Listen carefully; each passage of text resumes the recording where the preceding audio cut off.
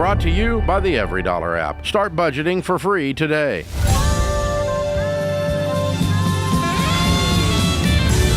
Live from the headquarters of Ramsey Solutions, it's The Ramsey Show, where we help people build wealth, do work that they love, and create actual amazing relationships.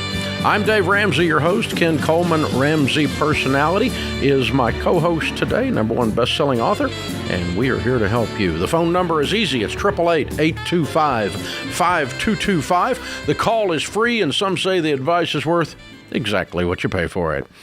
Allison starts us off today in Washington, D.C. Hey, Allison, how are you? Hi, thanks for taking my call. I appreciate all the education that you guys provide. My question today is about how to help my mother recover from a romance scam. She recently found out that there's about $1.2 million missing from hers and my grandmother's estate, and it's gone. And I know I'm not responsible for my mother's spending, but there's just very few resources out there to help someone as they recover from this kind of scam. Wow. So he has disappeared? Mm-hmm. Yeah, I don't even think she met him in person. So this got flagged from her bank after she transferred $300,000, and they flagged that. But that was only the biggest transfer. There were a lot of other smaller transactions totaling, that I'm aware of, about $1.2 million. But it might be more. How old is your mom? She is 71. What a horrible thing. I'm so sorry. Simultaneously makes me angry and sad. Wow. Okay, so I guess there's a couple of areas. Is your mom just lonely, or is she diminished mentally? That's a great question. Definitely the first one. We thought that she might be diminishing mentally. I still hold that opinion. There are other family members that think she's just the way she's always been. Is there anything left? She told me there's about $5,000 of my grandmother's money left. My grandmother does have income, and that's going to cover her nursing home expenses. She's actually in hospice now, and I do feel like my grandmother is going to be okay. We've been working with the nursing home to make sure that they're going to continue her care, and it's not going to be too much longer. Who's in hospice, your grandmother or your mother? My grandmother, because my mother is a power of attorney for my grandmother, which is how this came out, because I'm like the second in line for a power of attorney. I forget that term right now. So how is your mom successor? How is your mom reacting to all of this? Is she prideful towards you all? I can do what I want to do, or is she scared and humbled? Take over this. I'm not capable. No, she's really in denial at the moment. I've tried to send her budgets. I've tried, stuff from y'all's website, and okay. Unless she is mentally diminished, you can't make her do anything. Correct. So all you can do is help her with her guilt once she discovers she's been scammed, and that she's probably going to need to sit down and see a good therapist, a good counselor. Yeah. It's almost like an addict behavior. Like I'm kind of waiting for her to hit bottom, and then I'm going to try to scoot her some resources, which is what I'm doing now. I'm not scooting her any resources. She's not responsible enough to handle them. You've got to decide how she can manage. You can help her manage the resources she gets her hands on, and manage those. And if you give her some food money, instead just give her some food. Because we got to get a long way away from this competency issue. I can't tell why she's incompetent, whether it's just sheer loneliness and she's not a very smart person, or whether she's mentally diminished. I can't tell. And you can't either, is what it amounts to. So, you've just got to treat her like that and go, oh, man, it's so sad. Such evil people out there. And have you turned this over to the FBI yet? Well, you can't if she's in denial.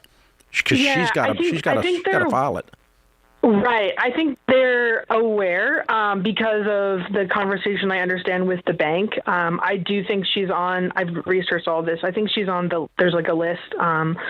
So I think it has been reported to the FBI. Okay. All right. And if there's anything you can do to try, sometimes, once in a blue moon, they actually recoup some of this stuff. But wow, I'm so sorry.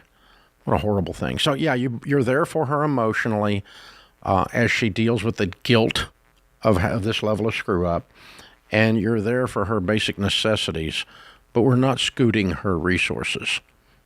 She doesn't need any scooting. She needs, she needs care. You're gonna have to treat her like she does not have competency, because she obviously doesn't. Yeah, the thing that I would add, Allison, is you mentioned you're going to have to let her hit rock bottom, and unfortunately, you're going to have to do this. And this is where role reversal takes place. You become the parent, and she's the child, and it's very, very difficult.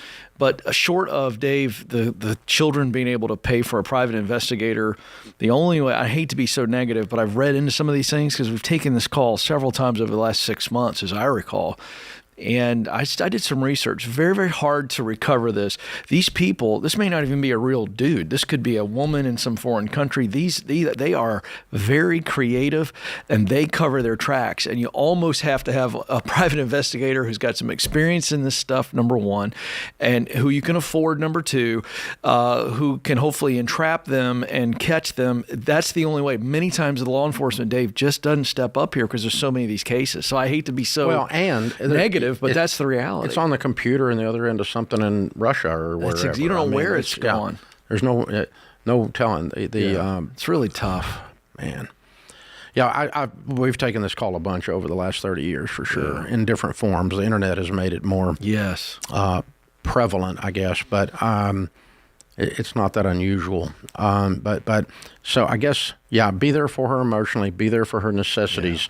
We're not ever going to put her in charge in the near future of any kind of assets, because she's not responsible or capable or competent or whatever the phrase is we want to use. And those aren't insulting words. They're just observations of where she is, obviously. But you don't.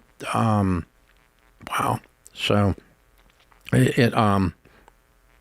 and there's a part, if I'm Allison, and I think it's normal for the family members, there's a part of them that are aggravated with mom.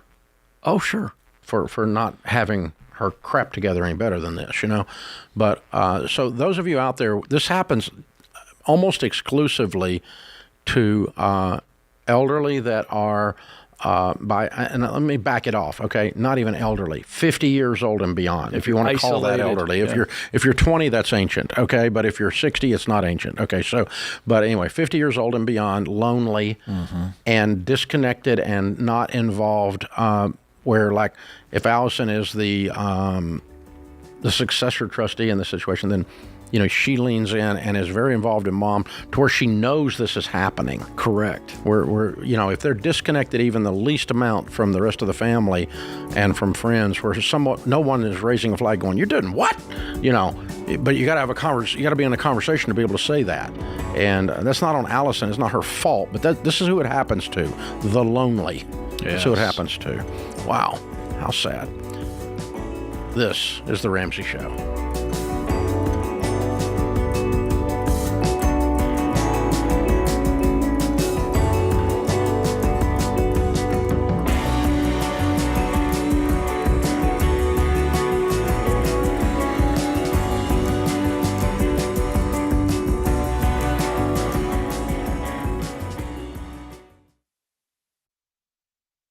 Statistics show that half of Americans don't have enough life insurance, or they don't have any at all. I don't understand this, John.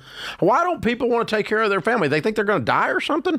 Well, I used to be one of those guys. I didn't even think about it. And one of my buddies said, hey, the only reason to not have life insurance is if you hate your wife and kids. And I immediately went and got term life insurance. That's a gut punch. And, you're telling me, and for decades, Dave, I've sat across people who've lost a spouse. they've lost somebody important to them. Me too. They don't know what to do next. Me right? too. I mean, you're going to have a crisis here.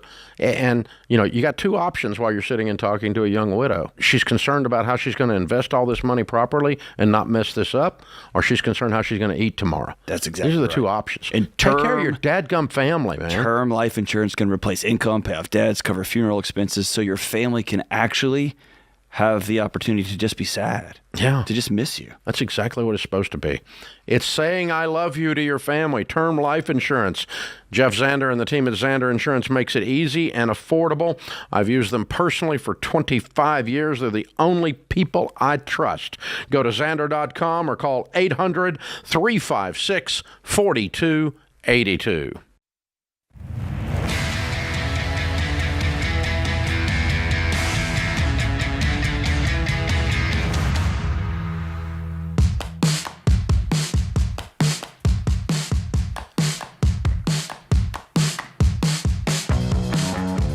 Ken Coleman, best-selling author, is my co-host today. I am Dave Ramsey, your host. This is The Ramsey Show. We talk to you about your life and your money. Some of you are aware that we coach and train and do events for small businesses. We've got around 10,000 of them right now that we're coaching all across America, and I love small business people. 54% of the gross domestic product, the economy, is created by businesses with fewer than 500 team members. Small business is literally mathematically the backbone of the U.S. economy.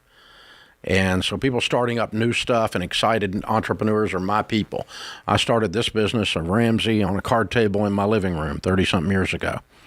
And today, we've got over 1,000 folks working here. We've got several $100 million in revenue, and helping people is our goal and our product. It's what we do. And I had a best-selling book teaching people about how we run this business several years ago, about a decade ago, called EntreLeadership. It still sells very, very well. Thank you guys for reading that. The combination of entrepreneurism and leadership. So today we are launching pre-sale on a book of mine. I don't do many books anymore. It's been, I think, 4 or 5 years since I've done one. And so this one is the system that we have used to grow Ramsey and that we teach the small businesses to grow around America. It's called Build a Business You Love, Mastering the 5 Stages of Business. We have identified that there are 6 things that drive businesses forward, and as they go forward, they go through 5 stages, two different elements here. But much like you walk the baby steps in personal finance, this EntreLeadership system with the 6 drivers and the 5 stages that you go through in business, and it takes decades in most cases to go through all of it as you grow a business from an idea all the way into a multi-million-dollar thing. This is the baby steps for small business in a sense. And this is what this book does. It's the total money makeover for small business in a sense, because it's going to show you exactly what those 5 stages are, exactly what the 6 drivers are, and exactly how to do them. And you're going to like your business better. One of the dichotomies is most of us start a business because we think it's going to be more fun than working for someone else. And then you find out you've got the meanest dadgum boss on the planet, which is you, looking at yourself in the mirror. You will work yourself to death, and you will crack the whip and do stuff. It's crazy. So you can end up hating the business that you started if you're not careful. It happens all the time. And but you've got to get a thing where you're building something that you love and you're enjoying it like you did the first day you had the idea. And so Build a Business You Love. It's on pre-sale starting today. The book actually ships on April 15th, oddly enough. Tax day for small business people, right? And everybody else. So, and if you pre-order now, you're for $29.99, you're going to get over $350 worth of bonus items, instant access to the EntreLeadership hiring playbook, which is one of the lessons we teach here. And hiring and firing is the biggest challenge small businesses face. It's a complete pain in the butt, and it's wonderful, both, because you get to meet some of the best people on the planet and some of the craziest people on the planet. Early access to the ebook is part of the package, and you get the enhanced audiobook. I read the audiobook, but we've also put a bunch of other stuff in there. It's almost like a production of a podcast. And so the audiobook's super entertaining and super cool rather than just me reading the book. It's not that. Okay. So pre-order today at RamseySolutions.com/store. If you're watching on YouTube or podcast, you can click the link in the description. I've been doing this for 30 years. It was 30 plus years ago. I started on a card table in my living room. And I don't write about stuff that I have not done. Nothing we do at Ramsey is theory. It's all, we're practitioners. We give you actionable things you can do. And Ken, you've spoken at Entre Leadership Summit, which we're doing in May in Denver. It's a huge event. At Entre Leadership Master Series, which is a smaller event for the owners of small businesses. And these small businesses really, if you're thinking about or you are operating or running or even working for a small business, this stuff's important. Yeah, I was going to say very quickly that the timing for this is right because our audience is exploding in the podcast and YouTube space, and more we're seeing Gen Z call this show. So if you're in Gen Z or you're a millennial and you've just had an idea at some point in your life, I think this is a must buy. You may not be ready to launch the business, but to understand what it takes to go from a card table, as Davis said now just a moment ago, to a massive company with over 1,000 employees, hundreds of millions of dollars in revenue. It is a proven system, and I love the stages. They're very easy to understand, but will help you see what it's going to take. And Dave, we're seeing data now that Gen Z is the most entrepreneurial generation that we've ever had in history because they're seeing that their entryway into working for themselves is easier than ever. They see it obviously through video, through digital tools, and thus it's created this great desire to work for yourself. So this book, I think, is a must gift.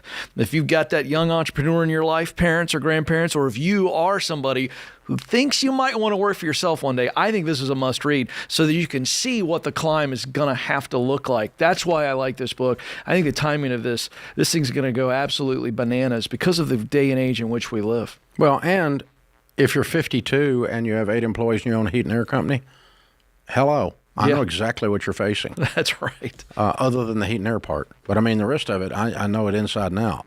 And we've got you as a customer all over America, and I can show you exactly what the next steps are. It's not too late. This is not just what Ramsey has gone through. This is what we've coached these 10,000 businesses through. Build a business you love on pre-sales starting today. And Ken, I think that's a beautiful thing. If you got an idea, what you don't know yet, if you've not started a business, is the 3 rules of business. And rule number 1 is it's going to take twice as long as you thought. Yeah. Rule number 2, it's going to cost twice as much as you thought. And rule number 3 is you're not the exception. This is going to be hard. Yes. It's going to be hard. It's going to be harder than you thought. You're going to make some mistakes, and your best ideas are going to turn out looking stupid. And some of your dumb ideas are going to turn out looking like you're a genius. And it's amazing to me how much of my personal stupidity this company has survived over 30 years. The number of dumb things that we have tried that did not work. And the reason they survived was the financial underpinning. We don't borrow money, and following these exact steps and these 6 drivers and staying true to our lane. This is what we do. This is what we do. This is what we do. And we can show you how to do all that. But I'm not going to tell you it's going to be easy. It's not easy. It's easier to start a business today than at any time in human history. Yes. Any time in human history, because your marketing is instantaneous. You've got this wonderful thing, like the old country boy said, you got that internet? I mean, you got this wonderful thing out there that you can do anything with. And there's a ton of, standalone plug-and-play products to help you, run your business, help you do all kinds of things to get something off the ground. So, the first time I ever saw that really was I was just amazed that the first time I met the guy that he made $1 million in 1 year. This was, 20 years ago I met him. I made $1 million in 1 year selling used golf clubs on eBay. Wow. He was buying, you go to garage sales and buy golf clubs for $1. Clean them up. Buy the whole box, whole bag, because people just want them out of the way. That's right. They collect. They grow generally like those rabbits are in your wives. garage. Used golf clubs. Get are those everywhere. out of the corner. Yeah, and nobody wants the old technology, right? No. Yeah, everybody does when it's cheap enough. So he would take it, clean it, put it on eBay, and all of a sudden he had a business. Wow. So you can decide to do something like that, but then. Like a friend of mine I was talking to the other day that's in his 30s who suddenly has millions of dollars of revenue. He's now overwhelmed. He's like, I now have a business. I thought I was just a ... Yeah. And he goes, now I got people working for me. Now I got all this other stuff. And he's kind of an accidental entrepreneur, if you will. Yeah. And so, there's processes, though, that can get this back for you, that can help you get your life back together. Build a business you love on pre-sale today. Yeah. As I said, I don't do many books anymore. Most of our book production and writing is done by the Ramsey personalities around here, and they do a great job. And we've got number ones with bestsellers, with multiple number one bestsellers with all of them. And so there's no need for the old man to get in the way of that. But this is my material, so I had to put it into a book. We couldn't let it just wander off into the ethos. So this way you can get your hands on it for only $29.99, and you can get a system to run and grow your business. And I got to tell you, if you're running a small business, you deserve to win. You are the right kind of people. You're the kind of people should work for versus corporate America who will piss on you. So, I mean, you need to go to work for good people, family-run businesses. They're the best on the planet. This is The Ramsey Show.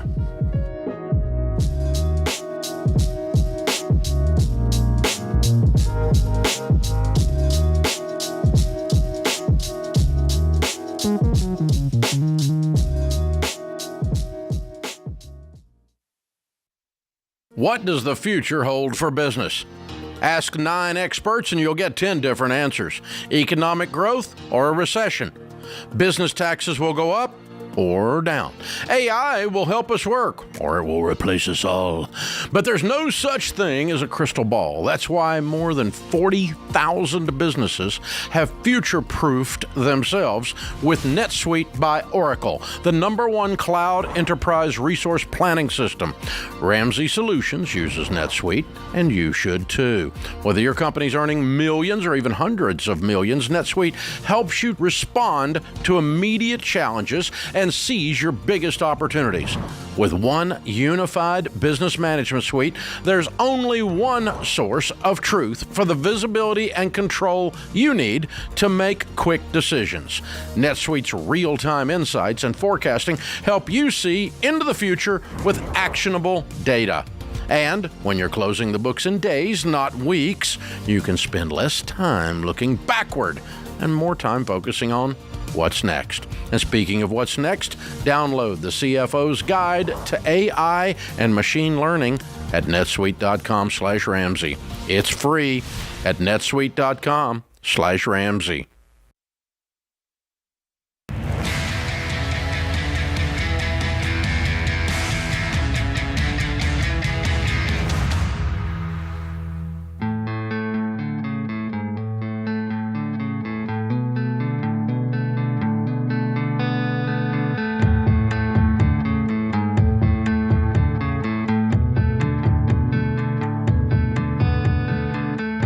Ken Coleman, Ramsey personality, best-selling author, is my co-host today. Seattle is on the line. Jeremy is calling. Hi, Jeremy. How are you? Good. How are you? Better than I deserve. What's up? Good. Hey, I just started your book this last month with my wife. We are on baby step number 2. And to long story short, we basically borrowed some money from a family member, my father-in-law and mother-in-law, about a year and a half ago. And we put a manufactured home there, used the money for that. We're paying them back pretty quickly, it feels like. Made a dumb decision again before I started your book and went out and bought a toy. And it's kind of putting some stress on our relationship with them. They're thinking we shouldn't be spending money when we owe them money. And I just wanted your advice on that. What'd you buy? A 4-wheeler. Okay. What'd you spend on the 4-wheeler? $6,000, and we financed it, but it's almost paid off now. Mm-hmm. Okay. And what do you owe them? About $80,000. Okay. Oof. So they loaned you the money to buy a house. Put a house? Manufactured home. A trailer. Yeah. Yes, sir. On their property? Yes, sir. So you have an $80,000 trailer and you don't own the dirt? Correct. Oh, God. Okay. Wow.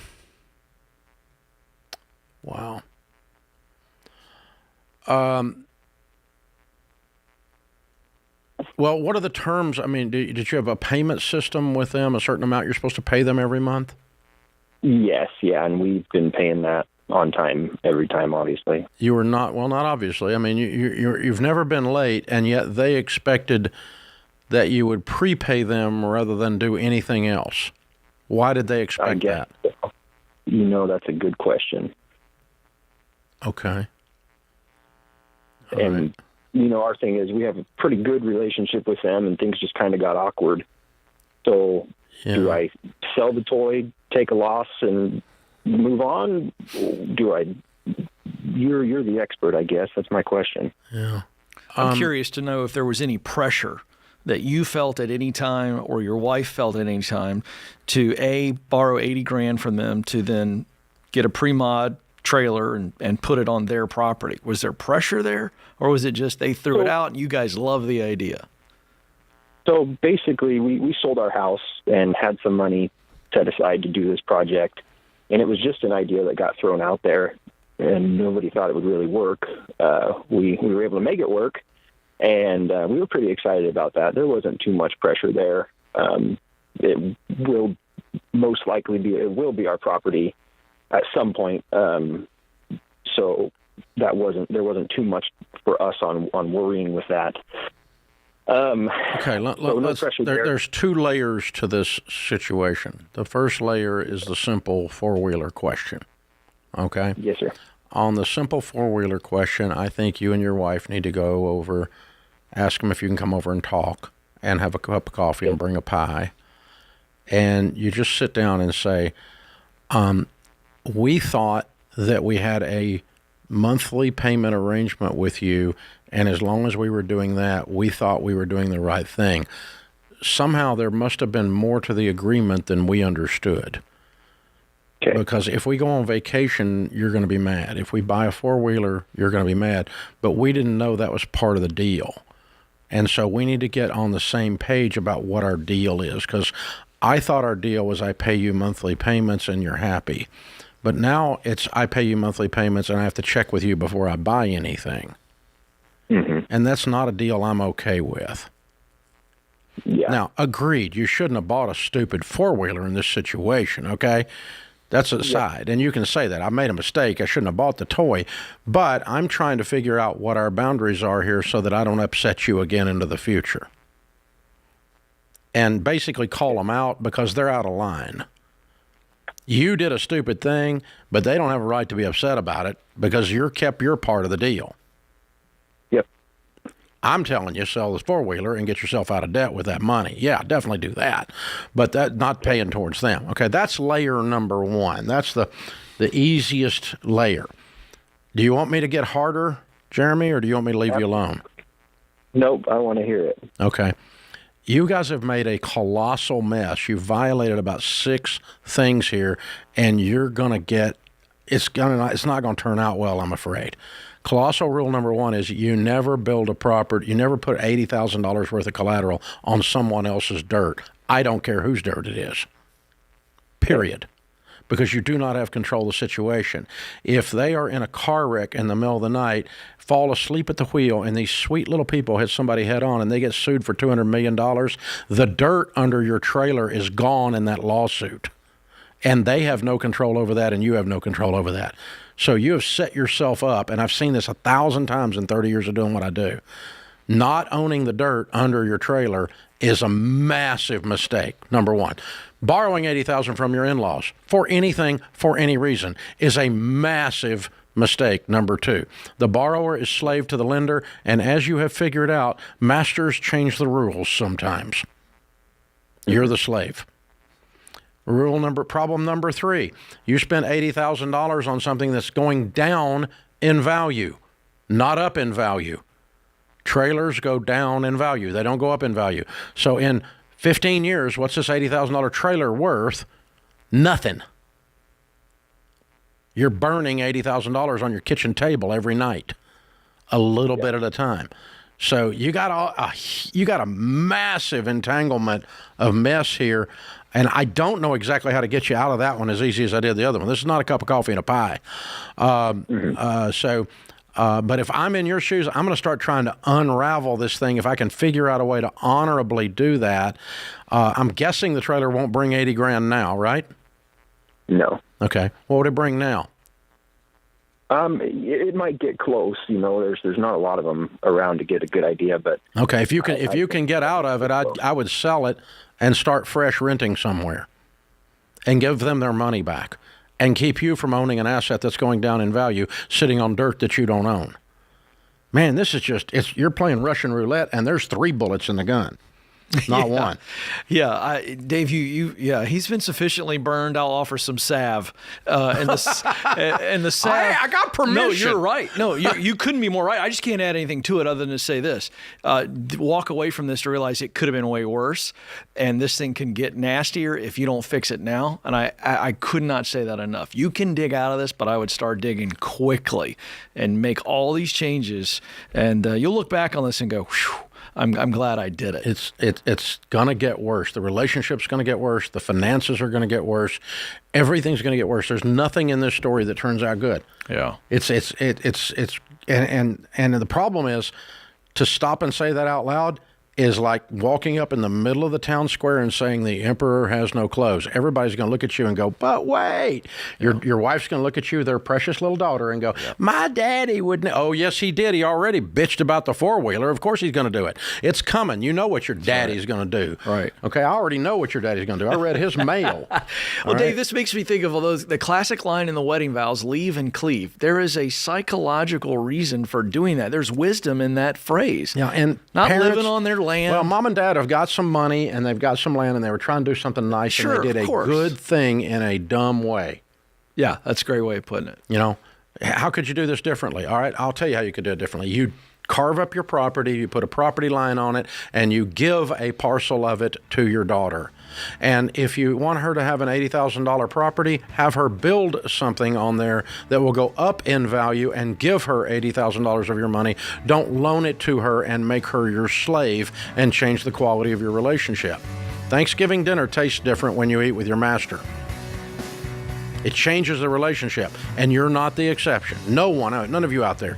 So mom and dads, quit doing a nice thing, a good thing, a bad way, and causing more problems than you were blessings. Yeah, that's right. And that's, poor Jeremy. I'm sorry, Jeremy, but you called and you asked. Yeah. This is The Ramsey Show.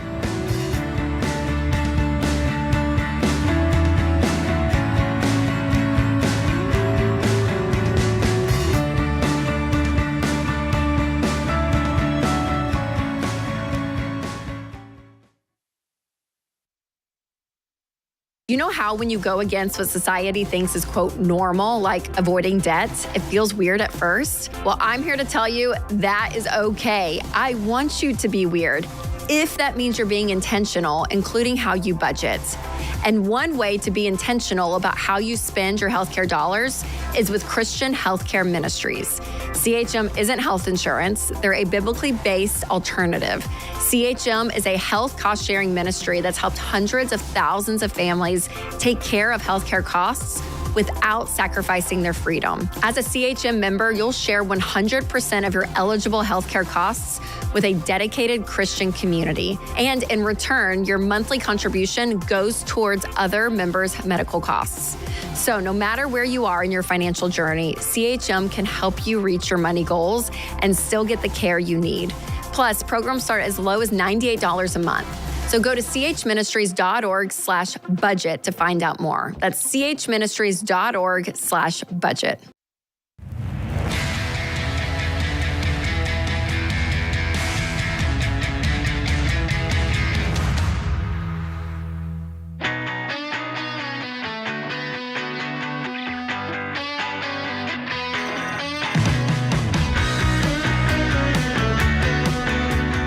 Open phones this hour. Ken Coleman, Ramsey Personality, is my co-host. Our question of the day is brought to you by Why Refi. If you're struggling with defaulted private student loans, Why Refi offers a great solution to get you back on track. For a low fixed rate and more flexibility, go to whyrefi.com/Ramsey today. That's the letter Y, REFY.com/Ramsey. Might not be in all states. Today's question comes from Brianna in Washington, D.C. Can you explain how President Trump's new executive order on tariffs will affect me at a personal level? Well, my answer will be based on if the tariffs stand. Right now, There's been an extension. If you're paying attention to the news, President Trump mentioned the tariffs would take place, Canada and Mexico specifically, and then they responded, their governments responded, and so now there is we'll call it a waiting period to see how this plays out. But if the tariffs were to go into place, and I'm just going to be honest, so if this offends you folks, honesty is what I'm going to go with. Tariffs will affect us. There's no question. Even President Trump has said, and I quote, that prices will go up. There's no question that that's how tariffs work. Even though a tariff is placed on a foreign country, that is on the goods and stuff that they would, of course, export to American companies. And so American companies will have to pay the tariff.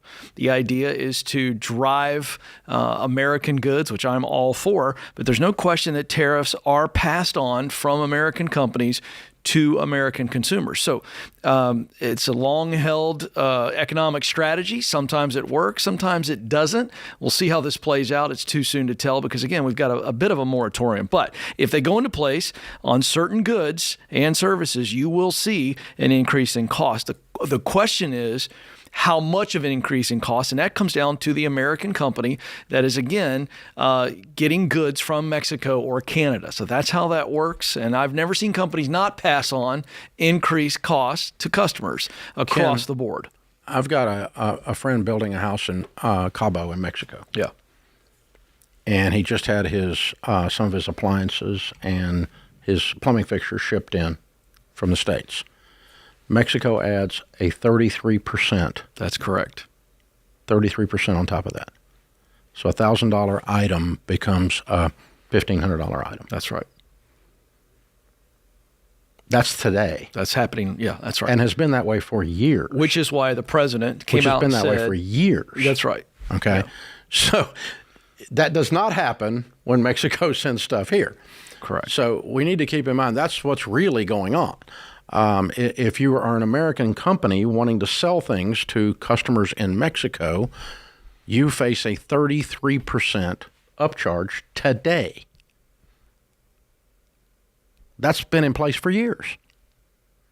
Did it crash either economy? No. No. Did it slow down the number of people that do business in Mexico? Yes. Hello. Yeah. I mean, and that's the net effect of these things is, but this idea that somehow Americans are going to come up on the short end of this stick, not really. Canadians are really worried about this. They're very worried about it. I talked to 3 Canadian business people in the last week that were very, very afraid. Oh, absolutely. Of what it's going to do to them. And it's much more damaging to them. No question. So, but I do want to answer it honestly. But honestly, too, you will pay more. There's no question. If you buy something from Canada or you buy something from Mexico and that goes into effect, you will pay more. That's right. No question about it. It's 100%. The companies do not eat taxes. We're going to raise corporate taxes. No, you're not. You raise corporate taxes. Corporate taxes are built into the price of the item you buy from Walmart. Walmart does not pay taxes. You pay taxes when you buy potato chips at Walmart. You pay all their taxes for them. It's built into the price. They don't work for nothing. Mm-hmm. You can't raise corporate taxes. It's impossible. All you do is raise prices to the consumer. Same exact thing. That's right. Exact same thing. Here's the flip side to this.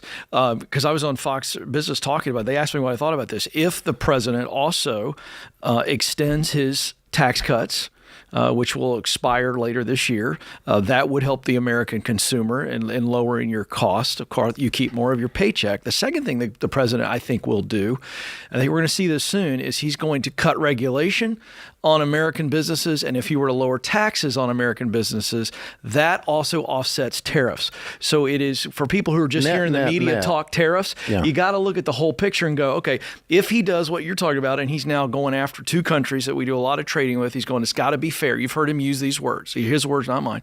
But if he also lowers taxes on American businesses and lowers regulation, then you might see very little, and that would be my hope, and I fully expect him to do that. I see nothing out of his administration that wouldn't do that. In that case, you're not going to feel tariffs in and of themselves by themselves. I think that's what's going to happen. The economics is not as simple as one variable.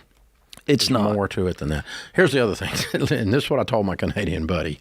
Okay, he was in meltdown mode. I'll bet. I said, let me just, I'll give you an opinion, and it's worth exactly what you pay for it. There's not going to be any tariffs in Canada. That's my opinion. It already appears as though none of this is. And there's not going to be with Mexico. That's my opinion. Yeah. But it may require that Mexico and Canada start treating American goods the way we treat their goods. Fair. That's right. Nobody wants to get in a trade war. Nobody wants to Trump. nobody wants to pay 33% upgrade. Right. And we do today. Yeah. And so, and he wants the borders closed. So, but I think that this is a negotiating ploy on those two countries. Now, I will tell you some of the other countries where there's a massive trade deficit and there is a tariff offset, like I'm talking about, where let's say Vietnam, okay, where we pay, if you want to bring American goods into Vietnam, you pay big money to do that. And if you want to ship Vietnamese goods to America, you pay nothing. And the trade deficit is huge, meaning that we import a lot more from Vietnam than we export to them. Mm-hmm. That's the trade deficit. So they are taking jobs from America in that sense. And then they're overcharging for American goods coming in. So where he doesn't want a border closed with them, where he doesn't want something else in this negotiation, that one's probably in trouble. You're probably going to see one there. That's right. And then you're going to see, if you're buying goods from Vietnam, you're probably going to see a huge increase in what the cost of that is. Like I'm outlining with Mexico as an example. And so, but I don't think Mexico personally, I don't think Mexico or Canada, either one will ever see it. I think he was trying to get some other stuff, and he threw a grenade in the middle of it. He's a New York street fighter, and that's how he negotiates. That's exactly right. We'll see. He hasn't changed at all. Now let's bring this back to everybody else, and not just Brianna who asked this question. It's a good question, by the way. I can tell you this: if you're debt free, and you're working your way through the baby steps, even though it's never fun to have your cost of your household goods or the things that you do go up, you can weather that storm. And people who stand on that debt-free stage over there, they're never stressed about inflation. And so it's really important. Well, and they're not picking up goods in their house going, made in Mexico, wait a minute, or made in Canada, wait a minute. That's right. There's probably not that much in your house that says that, truthfully. Yeah. So, I think it's going to shake out. I think you're going to see the tax cuts extended, Dave. I think you're going to see deregulation. I don't think America wants a trade war with either one of their border neighbors. I just really don't. No. We'll see. Let me tell you one other principle that we can leave this alone. Get all the prognostication and bullcrap out of the air. Don't act on worries that haven't happened. Yeah, that's right. When it happens, you can think about it. Until it happens, it hadn't happened. Well, we might have this, or we might have that. It might snow. It might not. We might have a outbreak of the bird flu. We might not. We might have and we might not. And if you spend your life doing that, you're going to eat up all your calories and have no fun. So I'm serious. It's just don't do that. On anything, tariffs, politics, Trump being elected, Trump not being elected, whatever it is you want to, until it actually occurs and you actually see it in your hand messing with your wallet, then I would start making some adjustments to offset and say, well, I'm going to have to change the way I do that. But until then, it's all a bunch of malarkey on the news. And believe me, most of what's on the news is malarkey. This is The Ramsey Show.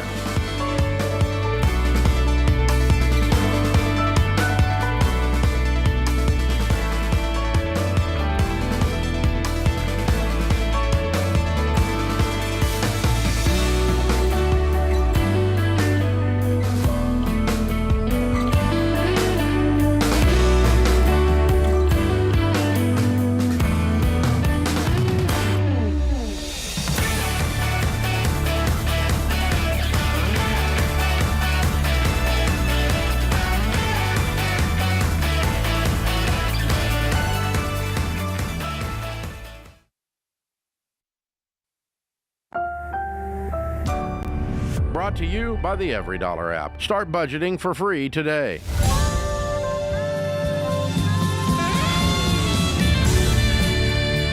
Live from the headquarters of Ramsey Solutions, it's The Ramsey Show, where we help people build wealth, do work that they love, and create actual, amazing relationships. I'm Dave Ramsey, your host. Ken Coleman, Ramsey personality, #1 best-selling author, and host of the brand new, super popular podcast that we just launched called Front Row Seat. Be sure you check it out on Ramsey Networks. Open phones here at 888-825-5225. Joe is with us in Salt Lake City. Hi, Joe. How are you? Doing good. How are you doing? Better than I deserve. What's up? Hi. So I'm calling. I'm curious. So me and my girlfriend are going to be moving in together, and I'm curious whether I should be covering the bills or not. No. All right. Are you ready for some context? I was waiting on Dave on that one. That's why I got out in front. What's the context, Joe? So I'm from Salt Lake City. She's from Salt Lake City. I work out of state. So I'm moving out of state to Cleveland, Ohio. She's going to be moving with me. And her work is very clientele-based, so she will have practically zero business out there. And I make more than enough to provide for both of us. And so how old is she? Not necessarily that I need to. Sorry, say that again? How old is she? We are both 19 years old. What does she do for a living? Cosmetology. Does hair. Okay. All right. So she's going to give up her life and follow you, and you're not even going to marry her. I will shortly. Well, go ahead. Within like a year. Go ahead then.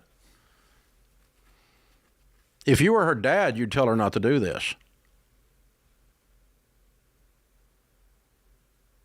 Yeah. I mean, or maybe I don't know. not. I think I'm a good guy. I didn't think you're a bad guy. I just said marry the girl. Put a ring on it, buddy. That's all I said.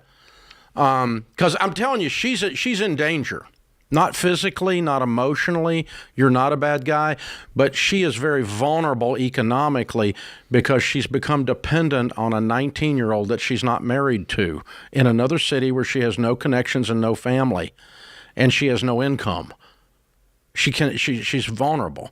And it's not wise for her. And that vulnerability, that anxiety that goes with that is going to affect your relationship. And you guys don't see that. You're just young and in love, and you think this is all going to work as long as the sex is good.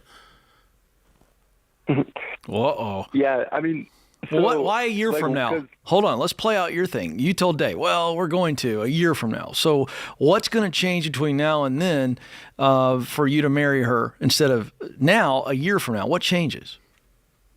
So I just work in the summer months, and so I'm waiting to get back from working for the year and being able to actually have open time, where then I could devote majority of my energy and majority of what I need to emotionally to a relationship.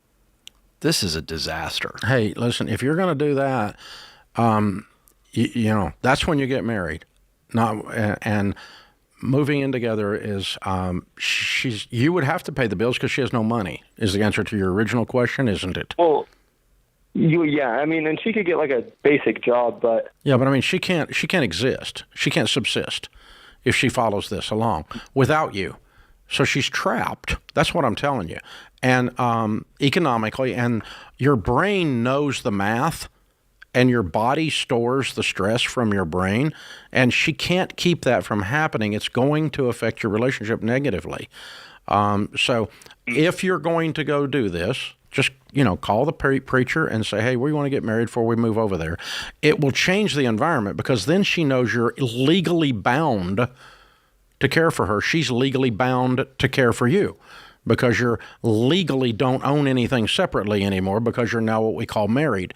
And so that's going to be healthier for her emotionally, for your relationship long term, and it will change everything. And if you're not able to commit to that emotionally, you should not put her in this state of vulnerability because you're a good guy and you wouldn't do that.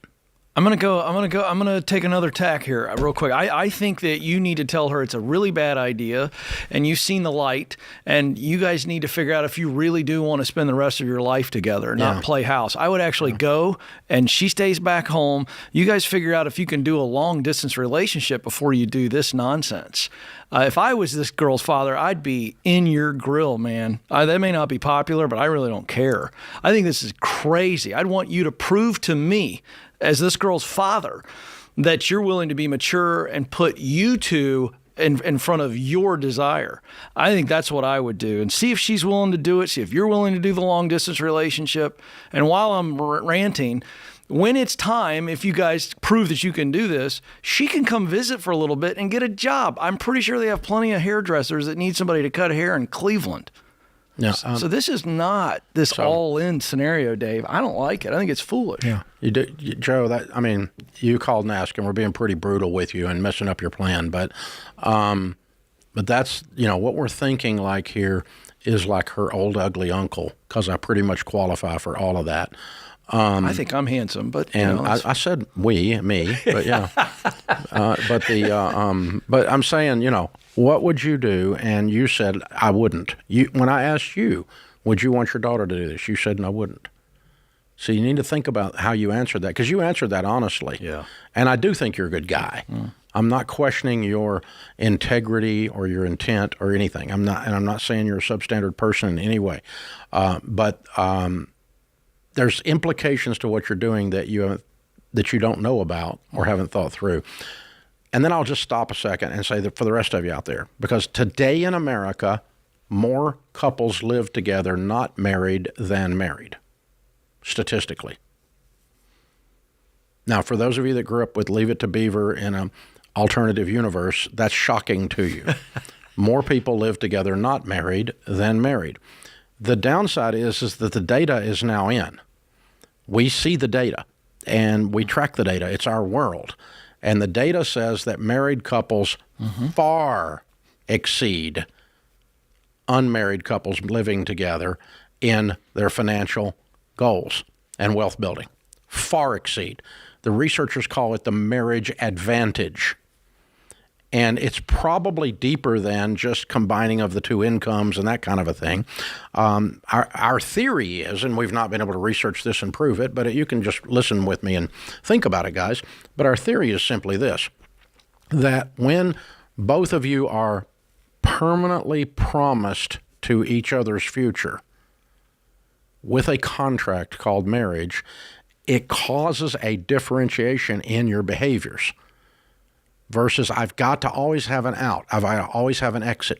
I got to always have what happens if he moves out? What happens if he leaves me with these two kids?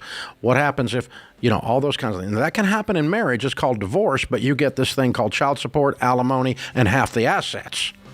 You don't get that when you're cohabitating. Even with a cohabitation contract, they don't stand up in most states to the level that marriage does.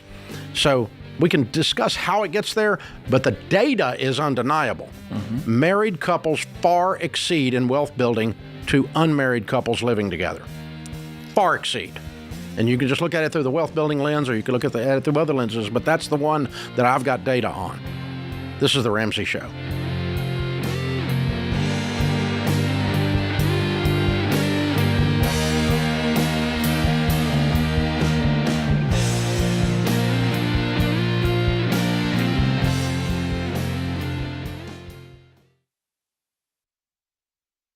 This show is sponsored by BetterHelp.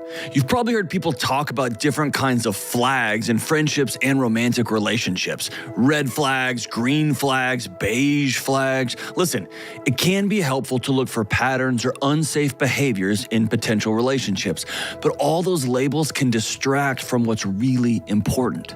Your values, and whether you and your potential partner are willing to wake up every day and choose to honor each other's values. And look, I know it can be tough sometimes to even know what's important to you in a relationship. Therapy can help you figure out what your values actually are and decide your boundaries and your non-negotiables. And if you're thinking about starting therapy, try BetterHelp.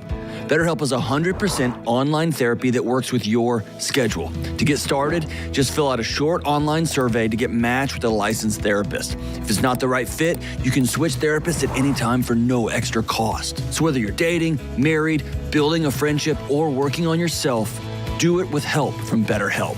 Visit BetterHelp.com/Ramsey Radio to get 10% off your first month. That's BetterHelp, HELP.com/Ramsey Radio.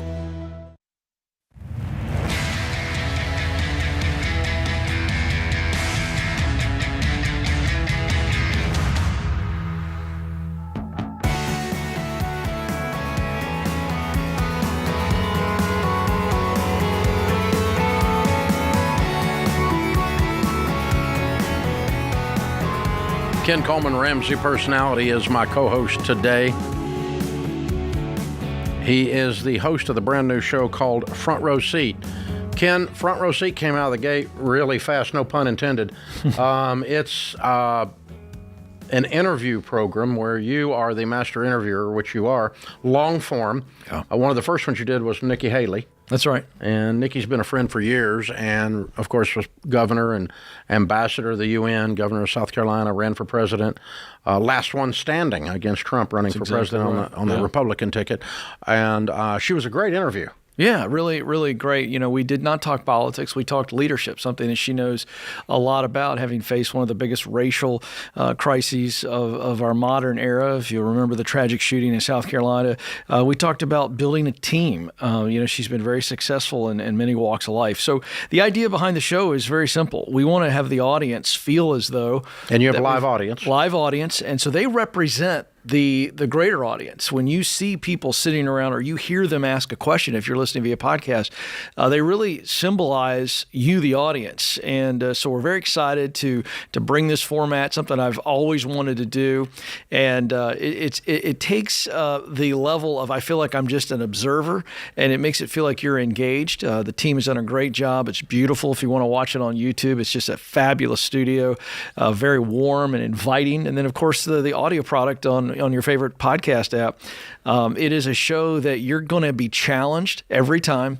You're going to learn something, and we're going to challenge you to do something. Most of the time, you're doing about 80% of the question asking, and the audience are doing about 20%. Yeah, I would say it's a conversation. It's not even so much just the back and forth question, but a conversation with me and the guest for probably, you're right, 80% of it. And then the audience themselves at any time can interrupt and raise their hand and ask a question. We want that studio audience to feel free. If you've heard something that you can jump right in and ask. And so once we get that finished product out, it's just a beautiful mix, and people are really enjoying it. Yeah, and the first several are in the can, and you can watch them now on YouTube. New episode comes out every Tuesday morning on YouTube and your favorite podcast app. Yep. So you can get it as a podcast or as a YouTube product, and it's just really quality. We're real proud of it. Give you an idea, coming up this Tuesday, Will Guidera, who's a good friend of yours, become a friend of mine. We're talking about the #1 restaurateur in the world. That is an unbelievably difficult honor to achieve, and he's probably now one of the foremost experts on how to just treat people well with his runaway bestseller, Unreasonable Hospitality. So that deep dive is great for leaders. The sad thing about Will is he's unreasonably nice. One of the nicest people I've ever met. It's ridiculous how nice he is. That's true. And yet we're still friends. It's just, he's unreasonably nice. Yeah, he's great. He's a great guy. Hey, be sure you tune in. You're going to love it. And that particular episode I'll be watching because I love Will, and I love his material, and I love the way he thinks. He dropped some gold on us. Really, really good stuff. Yeah, I'm sure he had some mic drops in there.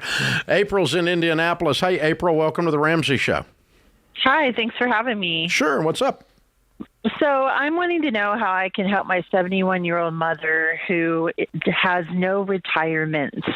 She has a home, and she's considering selling the home in order to be able to make it about 50 more years. But she's kind of in a rock and a hard place, and I didn't know if there's a way she can invest a little or find a way to maybe get a little extra money. So she has no money? None at all. And what's the house worth?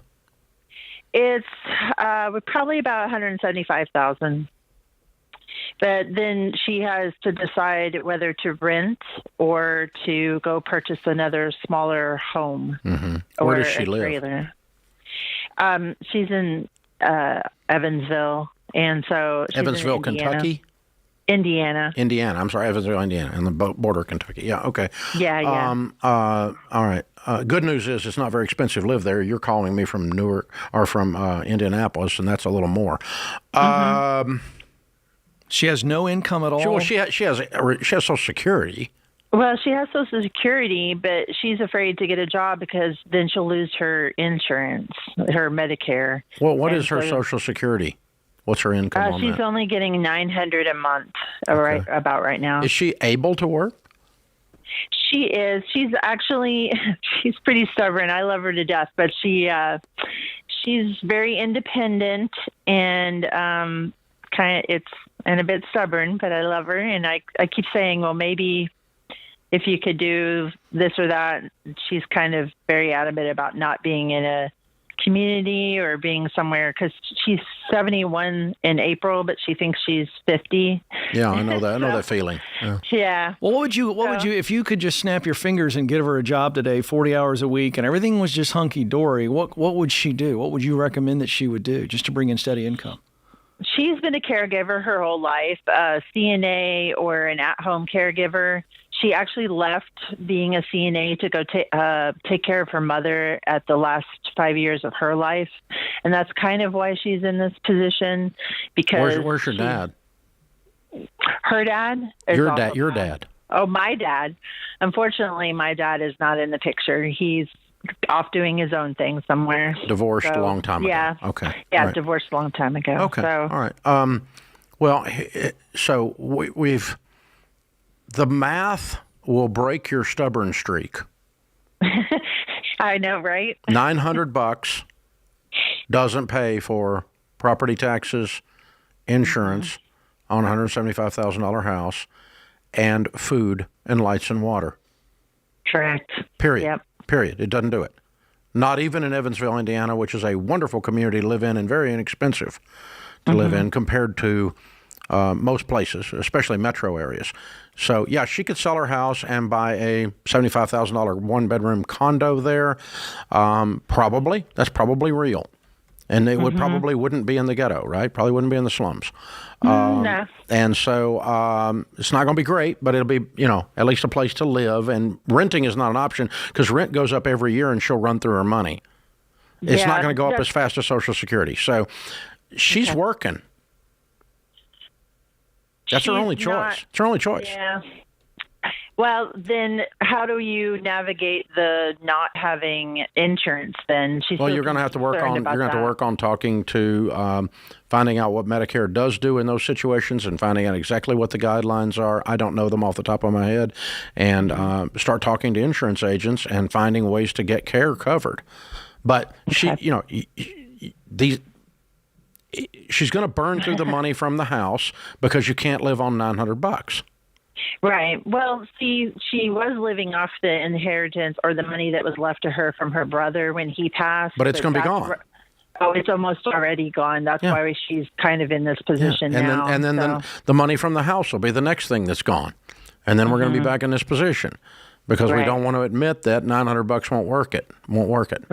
Right. And so you don't have a choice. One of you, somewhere there's going to be some money into this picture. Now, maybe you start giving her money. I don't know. Or your brother who's a dentist. I don't know. I made that up. But I don't know. I don't know who's giving her money, but somebody's giving her money. So they're going to give her money to work or her kids are going to support her because she can't make it on that.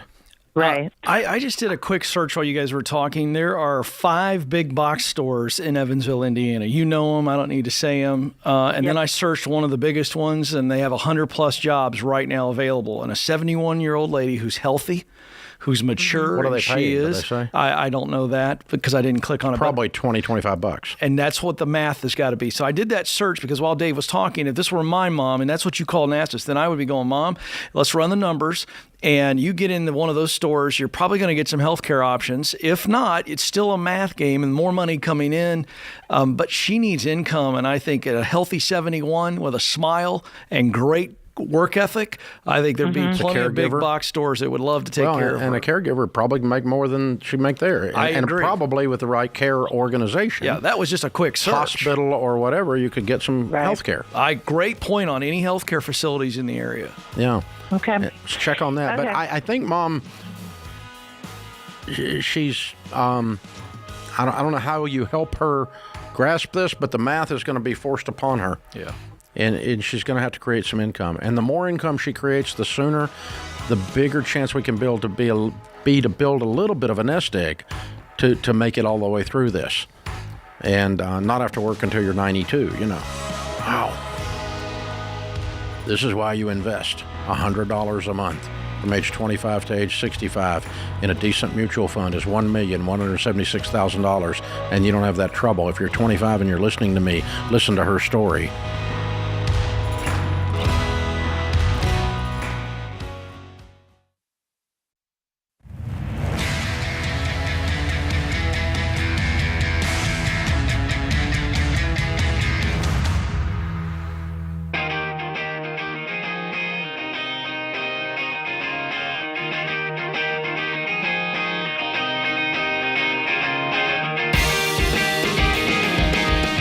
Ken Coleman, Ramsey Personality, is my co-host on the debt-free stage in the lobby of Ramsey Solutions. Andrea is with us. Hi, Andrea. How are you? I'm great. How are you? Better than I deserve. Where do you live? I live in Fort Myers, Florida. Excellent. Welcome to Nashville. And here to do a debt-free scream, how much have you paid off? $121,100. All right. Very good. How long did that take? 28 months. Good for you. And your range of income during that 2.5 years? 85,000 to 135. Wow. Nice jump in 2 years. Yes. What do you do for a living? I am an insurance agent. Ah, okay. Yes. Why did your income go up so much? Well, I worked, and then also my book of business was growing as time went on. So you just built a business, but you had a real reason. Yeah, I paid off my house. Yeah! Yeah. Whoa! Small mortgage and knocked it out. Yeah, sure did. Very exciting. cool. What's this house worth in Fort Myers, Florida? Well, my neighbors are selling theirs next door, and it's around the 270. So. Wow, good for you. Way to go. And how much in your retirement nest egg? 140. And how old are you? I'm 33. You're nope, I lied. I'm 32. That's okay. You're rushing this. You're just rushing it. Way to go. Thank you. So proud of you. You're amazing. Thank you. You have to feel like you have a superpower. I do. Yeah, it's a great feeling. You don't realize how much money is going away until you can start keeping all of it.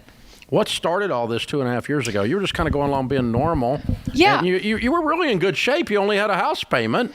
True. I mean, I did have debt prior, but I was always trying to get rid of it as much as possible. Mm-hmm. And then when I started it, I really felt that I purchased it back in 2019, that it wasn't going quick enough. So I came around you in 2022.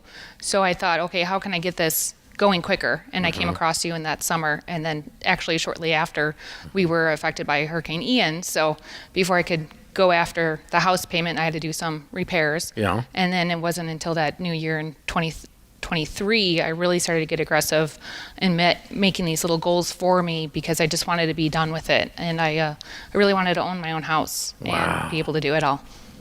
I'm impressed by, this is, about $60,000 a year, roughly. Yeah. You really went after it pretty hard. How did that change your lifestyle?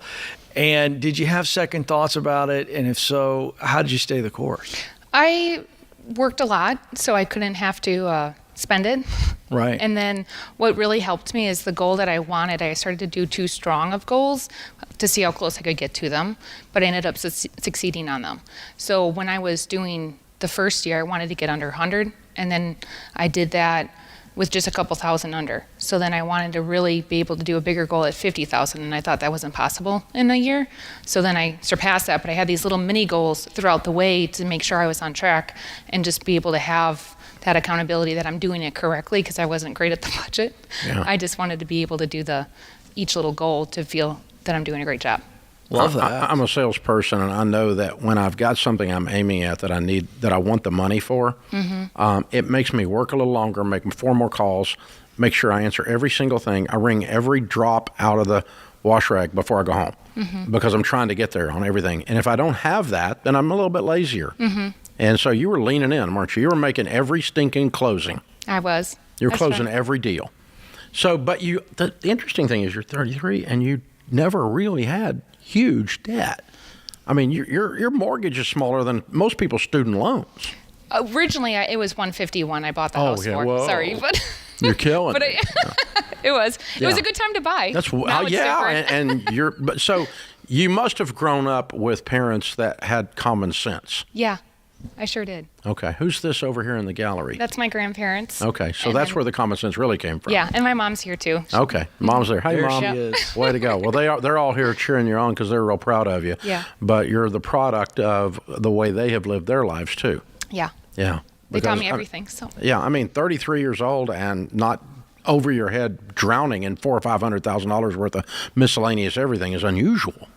You know, but you just had a small one and then you just killed it. You slayed it. You took a machete to it. You're something, man. That's so powerful. So you have no house payment, no payments of any kind. You are officially weird. yeah, How does that feel? it feels great. It really does. I didn't think I was going to be emotional, but yeah, it's a great feeling where I just don't have to rely on anything. Where it's all I have control. Yeah. In that situation where if something's going wrong, I know I can. I really love when you said I can't control what's going on in the White House, but I can control what's in my house. Yeah. And that meant a lot. So Yeah. And sorry. That's okay. No apologies. That's beautiful. What you're showing is that when you set all this debt down that everyone else is carrying, they're walking around holding their breath, Yeah. and you can breathe. That's all you're showing, and it changes everything. So you're fabulous. Thank you. You're a rock star, man. Appreciate you're everything amazing. you guys do. You're amazing. I'm so proud of you. Very, very well done. What do you tell people the key to getting out of debt is? Set a goal. That's important. I mean, And the besides mini goals. the mini goals. Yes, I didn't have an accountability partner with me, but listening to you guys every day was my accountability, where I was making sure that I was staying on track, and then just having the mini goals, knowing that you're still going on that trend. Because when you're doing a whole year, a lot can happen in that year. So when I was doing monthly or weekly goals, that's really what helped me get that motivation of I'm doing everything correctly. Yeah, but you're a numbers girl. Yeah, I am. And so those numbers were your accountability partner. You're looking at them and they're screaming at you. Yeah. Get after it or you're doing good. They're talking back to you. Yeah. You know what I love about this, Dave? You've taught for years at Entre Leadership, you know, your number one best-selling book about goal setting and realistic goals, achievable goals. And I love that's what you've got with these weekly and these monthly. Real curious, give us a real examples. I think people out there that are listening, watching, could get something from that. Give us an example of that yearly goal and then break it down on what you did on a weekly and a monthly. Yep. So then I would just, when I wanted my mortgage to be at $50,000 at the end of the year, I broke it down monthly to every 2 weeks of where it should be at if I was making extra payments. So I knew by September it had to be at this amount of money if I was going to be on track. So at the end, I knew in 2024 I was going to pay off the house, but then I made another goal to be more aggressive to have it paid off before my birthday. So I was at least keeping track of where I was at in the year, but I had another line of where I needed to be if I wanted to supersede it earlier in that Love year. that. And that Yeah. was so firmly seared into your brain that you forgot how old you were a minute ago. Yeah. By my birthday, and you beat your birthday, so you thought you were 33 because it was by my birthday. Yeah. Yeah. I love it. That's good. That's good. I like this. That tells how much emotion you put into this. Yeah, that's fabulous. Good for you. Thank you. Well done. Well done. Man, that's put you in a different place. You're a different kind of salesperson now. Yeah. I don't need to make the sale now. Yeah. And you didn't need to before. Correct. But now you don't have any reason except doing the right thing for the people, making sure they get the right coverage. Yeah, good for you. Well done. Well, I'm sure Grandma and Grandpa and Mom are proud. I'm sure that's why they're here cheering you on. We're proud of you, rock star. Thank you. You're a hero. Appreciate You're it. absolutely amazing. Andrea, is it Andrea or Andrea? It's both, but No, Andrea. which is it? Andrea. Andrea. I'll get it There you right. go. I'll get it right. Andrea from Fort Myers, Florida. $121,000 paid off in 28 months. You're looking at a millennial with a paid-for house. You know how much whining I heard in this discussion? Zero. I'm telling you, the millennials are out there that are awesome, and she is a representative of them. There's some of them that are amazing, and she's an amazing one. 28 months did this, making 85 to 135. Count it down. Let's hear a debt-free scream. 3, 2, 1. I'm debt free. Amazing. I've lost hope that I'm ever going to buy a home. Yeah, the American dream The is American dead. dream is dead. I can't buy a home. Oh, she just said, hold my beer. Yeah, she I did. mean, come on. Love it. Wow. That's done. She just took away all your excuses out there. Some of you can get with it. You can decide, I don't have to eat out every night. I don't have to have a frou-frou pumpkin latte spice double backflip every day. I mean, I can do all kinds of stuff. I can do all kinds of stuff if I have a goal. I'm 33 with a paid-for house. What would you do to trade with her? What would you do? Good question. To trade with her? Oh, maybe it's your turn. Yeah, you. This is The Ramsey Show.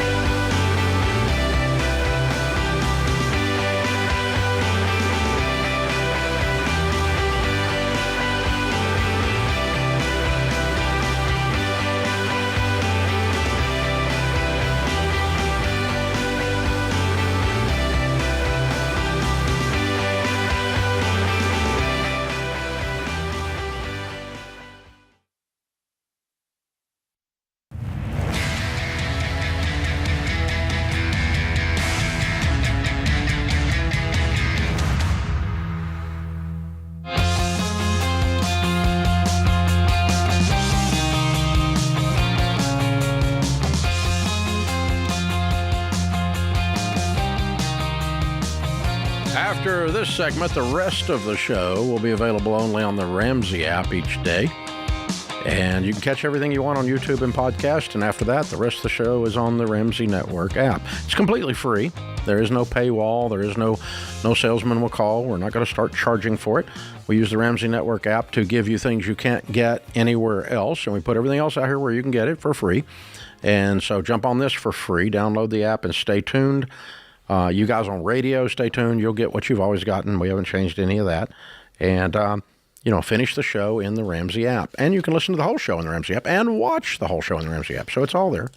Hey, guys, you don't want to miss our 2-night virtual event coming up, Investing Essentials. I've only done this one other time. George Camel and I are getting together, and George is doing a deep dive on some of the investing trends that are out there right now, some of the details of the Trump Tax Act that looks like it's going through. We'll know by the time we do it that night. If it does go through, we'll be able to tell you exactly what that means in your investing, if it means anything at all. If it doesn't affect it, we're not going to spend much time on it, but we'll go into that. I'm going to open up only for the second time ever. I did it about this time last year. We did one of these, and I spent a whole 2.5 hours on real estate, investing in real estate. I own several $100 million worth of real estate. I've been buying real estate since I was 18 years old. I actually went broke in the real estate business later doing stupid stuff, so I know what it looks like. I have a PhD in DUMB. So, I can pass along to you the real-world knowledge there. And, we own several $100 million today. So I'm going to show you exactly how to do that. I've got a degree in real estate. It's what I love. It's my second favorite thing to do other than doing stuff around Ramsey. And we'll get into all of that. We're going to get into whatever, if there's anything at all. We don't know yet, but we'll see what happens with this tax act, if it even passes by then. We'll get into that. And we're certainly going to get into all the fads and all the stuff that you hear about and the smart stuff that's out there and the dumb stuff that's out there, and show you why and teach you to think properly about investing. It's a 2-night event. It's a lot of information. We're going to nerd out. If you want to just be entertained and giggle, don't come. You'll be asleep, because we're going to go into the weeds, baby, with the sickle and cut the weeds and run the snakes out. That's what we're doing. So you wanted the Nerdville. George is natural at it, but I can do it. I know how to do it. My brain can do it. And so I forced myself for 2 nights. It's 2 hours each night. 2 different sets of materials, March 4th and 5th. Tickets start at $199. You can get them at RamseySolutions.com/events. It is a virtual event. George Camel, Dave Ramsey, Investing Essentials, RamseySolutions.com, $199 for March 4th and 5th. That's only, 2 weeks away or something like that. So you probably ought to go ahead and get it on the calendar, get signed up. Honey, I'm going to be doing this. We're going to be doing this. We're going to turn it on Apple TV and put it up on the TV and watch it, or however you techno people do that stuff, right? So there we go. Atlanta, Georgia, Luke is with us. Hey, Luke, welcome to the Ramsey Show. Hey, thanks for having me on the call. I love the show. My question is, 50% of my income is in my housing, and I have $190,000 in stock. So should I sell the stock and recast my mortgage to lower my monthly payment? What do you owe on the house? I owe $402,000. Mm-hmm. Okay. What do you make? I bring home $6,300 per month before 401k. Mm-hmm. So you have a lot of money in savings. That's the only way you can breathe. Because monthly, you're choking to death. You're choking to death, aren't you? Yeah. Are you married? I am married. So my parents and grandparents have been good to me, and I have some savings. But yeah, we're not saving a whole lot each month. You're not breathing. Based on my income and expenses. I mean, I know what your budget looks like with what you're telling me. You have a $400,000 mortgage and a $6,300 take home. I mean, you're starving to death. Yeah, it is not a sustainable situation. No, it is not. So something's got to go. Is your income going to be changing positively soon? I just got a new job, and now I was making 85. Now I'm going to be making 95, and so that $6,300 per month is from that 95, my new salary. Okay, what decision making framework or process allowed you to do something this stupid? Well, I mean, you signed up for death here, right? Right. So Why? my wife, so my wife had an income as well when we first bought the house. Mm-hmm. Her income was the same as mine, so it was much better. Then we had 2 kids, and we decided that at some point we would have to either move or increase our income, and she wanted to, or we decided that she would stay home with the kids, but we knew that we would have to either move or increase our income for that to happen. And so we're just getting to that point where... And you didn't do either. You didn't increase you increased your income a little, but not enough to where you can breathe. A little bit. Right. Yeah. I mean, you lost an $80,000 income and gained a, $20,000 raise or whatever it is, right? Okay. So the reason I'm digging around here is this. You can fix this with your suggestion. Mm-hmm. You drop 190 on this and you recast. You're going to have to refinance. It's not recast. They're not going to recast the mortgage unless you got a bank loan. But you could go get another mortgage. What's your current interest rate? 5.25. Yeah, okay. So you can get another mortgage and not see much difference there. A little bit maybe, but it's not appreciatively different. And you'll have a $200,000 loan and you can afford that. Okay? Mm-hmm. Now, if you do that, though, you don't get another one of these. Yeah. So you guys really have to do an autopsy on, that's why I'm busting your chops on your decision making, because you can't sign up for this and go, yeah, but I don't want to work anymore. That's not an option. You just sold the house when you went home. Normal people don't have $190K in the bank to bail this out. So, and you won't next time. So the next time you do this, you're selling the house and moving down in house so she can be at home with the kids. And I'm okay with that decision, but make the decision. Don't stand around and act like nothing happened and starve to death, because y'all are starving, man. I know what your budget looks like. I'm sad for you. The stress in that's running down your shoulder blades has got to be unbelievable. Yeah. One other question is, I had questions about, would I miss out on gains in the stock? And I kind of feel like I shouldn't worry about the gains and missing out on gains in the stock if it's helping with my monthly budget. But how do you feel about that? You can't afford the house. Yeah. If you want the gains, sell the house and move to a $200,000 house. Yeah. Which one do you want? I want stability and a house. I don't really care about the gains. Okay. All right. Then you made your choice. But you can't have both. You understand? Yeah. Right? Yeah. You can't keep this house the way it's set right now. Right. It's killing you. Okay. And don't do this again. Yeah, I listen to this and we hear this a lot. I understand the wife wanting to come home and be with the children, but I concur. Do it. But they should have made the choice on the house back then. Should put a house for sale sign in the yard the day you do it. I agree. You got to adjust your lifestyle when you adjust your life.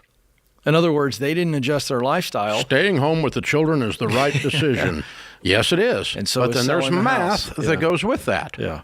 Okay, I'm with you on that. No problem. But there's math. You can't ignore the math, and you don't get a pass on math because you did the right thing. Mm-hmm. Math will still smack you upside the head. That's the problem with it. It's mean. It's nasty. It doesn't have feelings, and it will just it'll mess with you. So, and then you wake up and you can't sleep and you don't know why. That's right. And you're fighting with your spouse and you don't know why. I know why.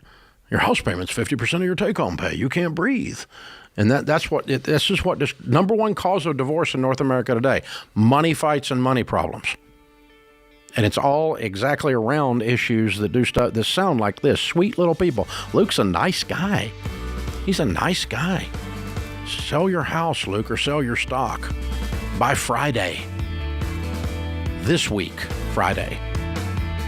This is The Ramsey Show.